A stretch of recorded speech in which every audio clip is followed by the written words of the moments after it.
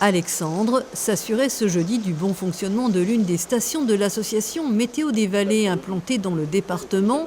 Ici, dans le massif, sur les hauts de Senones, dès 10 heures, la température était déjà de 23 degrés, ressenti 29, et maximale prévue à 32, avec en prime un taux d'humidité de 75%, qui renforçait la moiteur. L'été joue les prolongations après 3 mois, juin, juillet et août, dans les Vosges, où l'on aura dénombré 2 tiers de journée avec des températures supérieures au normal et un tiers en deçà, grâce ou à cause d'une période étonnante, quasi automnale, qui aura vu 30% de pluie de plus en juillet, 40% en août par rapport à une saison habituelle. On a eu une période de fraîcheur et de pluie qui s'est étalée en gros du 20 juillet au 10 août.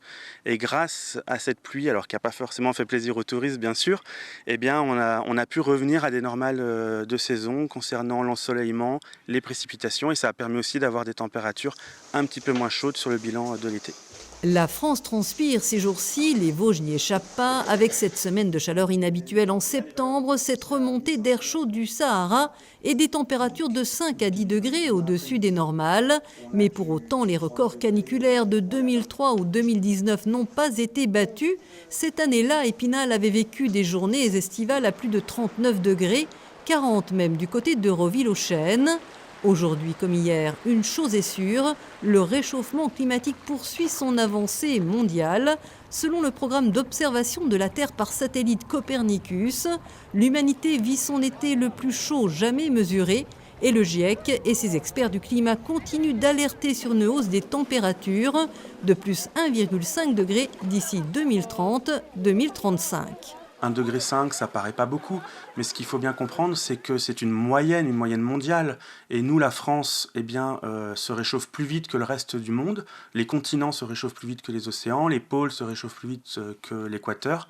Et donc nous, en France, ce réchauffement, il va être supérieur à ce réchauffement moyen, avec des conséquences qu'on observe déjà, hein, notamment dans les forêts vosgiennes, avec les forêts d'épicéas qui se meurent année après année, des vagues de sécheresse de plus en plus importantes, notamment l'été, et puis moins de neige également en hiver dans les années à venir. Question, un été chaud annonce-t-il un hiver doux ? On n'a pas de tendance actuellement sur l'hiver et même sur l'automne qui nous attend. En revanche, ce qu'on observe, c'est que année après année, les saisons sont de plus en plus douces. Donc on a quand même statistiquement plus de chances d'avoir un hiver plus doux que la normale qu'un hiver plus froid. En revanche, c'est pas parce qu'on a un réchauffement qui s'observe en moyenne décennie après décennie, qu'on ne pourrait pas vivre un hiver plus froid que la normale une fois de temps en temps. Pour l'heure, la France et les Vosges vont rester en rouge cramoisi sur les cartes. La vague de chaleur devrait se briser lundi avec le retour d'averses et une baisse des températures, mais pas si fraîche que cela pour la saison.